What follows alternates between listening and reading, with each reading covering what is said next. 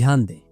यह वीडियो श्री कृष्ण के गहरे उपदेशों पर आधारित है और इसे ध्यान से सुनना आपके जीवन में सकारात्मक बदलाव ला सकता है। जीवन में अहंकार का आना स्वाभाविक है। जैसे ही हमें किसी उपलब्धि का एहसास होता है, जैसे ही हमें कोई सफलता मिलती है या जब हमें लगता है कि हम किसी से बेहतर हैं, तो अहंकार चुपचाप हमारे मन में घर कर लेता है। लेकिन क्या आपने कभी सोचा है कि यही अहंकार हमारे पतन का कारण भी बन सकता है? भगवान श्री कृष्ण ने भगवद गीता में स्पष्ट रूप से कहा है कि अहंकार मानव जीवन की सबसे बड़ी बाधा है। उन्होंने अर्जुन को समझाया कि जब तक व्यक्ति अपने अहंकार को नहीं त्यागता, तब तक वह सच्ची शांति और मुक्ति प्राप्त नहीं कर सकता। जब अर्जुन युद्ध भूमि में अपने कर्तव्य से विचलित हो गए थे, तब श्री कृष्ण ने उन्हें समझाया था कि यह संसार कर्म भूमि है। यहाँ हर कोई अपने कर्मों के अनुसार फल पाता है। लेकिन जब व्यक्ति अपने कार्यों को अपने अहंकार से जोड़ देता है, तब वह स्वयं को श्रेष्ठ समझने लगता है और वहीं से पतन की शुरुआत होती है। अहंकार त्यागने के लिए पहला कदम, स्वयं को ईश्वर का अंश मानना। श्री कृष्ण हमें सिखाते हैं कि हम सभी ईश्वर का अंश हैं, और जब हम इस सत्य को स्वीकार करते हैं तो हमारे भीतर से अहंकार स्वयं ही समाप्त होने लगता है। जब हम यह समझते हैं कि हम केवल एक माध्यम हैं और सारा कुछ ईश्वर की कृपा से हो रहा है, तो हमें किसी उपलब्धि का घमंड नहीं रहता।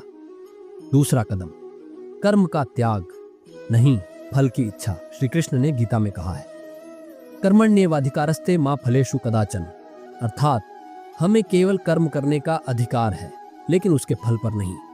जब व्यक्ति निष्काम भाव से कर्म करता है तो अहंकार स्वतः समाप्त हो जाता है। जब हम फल की अपेक्षा नहीं रखते, तब हम किसी से स्वयं की तुलना नहीं करते और हमारी आत्मा संतोष प्राप्त करती है। तीसरा कदम, विनम्रता को अपनाना। अहंकार को समाप्त करने का सबसे अच्छा तरीका विनम्रता को अपने जीवन में उतारना है। श्री कृष्ण ने अपने जीवन में हमेशा विनम्रता का परिचय दिया। उन्होंने स्वयं द्वारका के राजा होते हुए भी एक सारथी की भूमिका निभाई। जब हम विनम्रता को अपनाते हैं तो हम अपने भीतर की शुद्धता को महसूस करने लगते हैं और अहंकार दूर होता चला जाता है। चौथा कदम, सत्संग और भक्ति का सहारा लेना। श्री कृष्ण कहते हैं कि जब हम भक्ति भाव से ईश्वर का ध्यान करते हैं तो हमारे भीतर का अहंकार स्वतः ही गल जाता है। जब हम संतों और महापुरुषों की संगति में रहते हैं तो हमें अपने भीतर छिपे अहंकार का एहसास होता है और हम इसे दूर करने के लिए प्रयासरत होते हैं।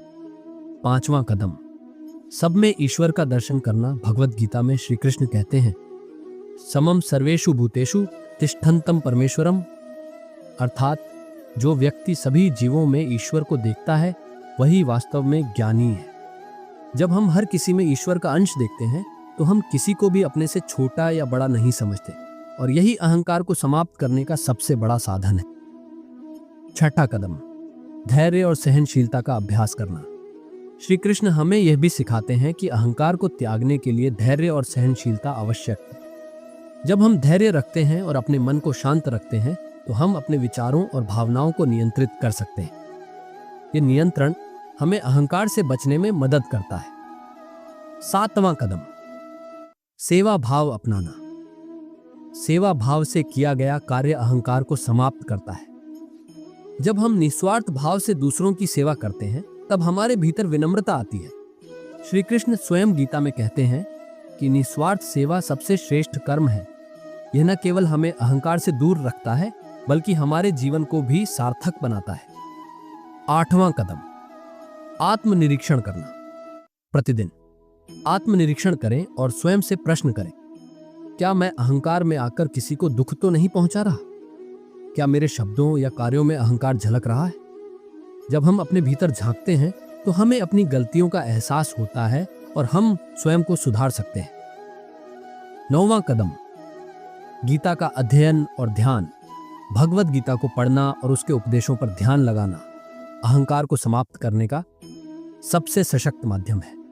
जब हम श्री कृष्ण के शब्दों को गहराई से समझते हैं तो हम स्वयं को अधिक विनम्र, अधिक शांत और अधिक संतुलित महसूस करते हैं। 10वां कदम, अपने जीवन को एक साधना बनाना। जब हम अपने जीवन को एक साधना मानते हैं और अपने हर कार्य को ईश्वर की सेवा समझकर करते हैं, तब हमारे भीतर से अहंकार स्वयं ही समाप्त हो जाता है। श्री कृष्ण हमें सिखाते हैं कि हर पल हर कार्य को साधना के रूप में अपनाना ही सच्चा योग है।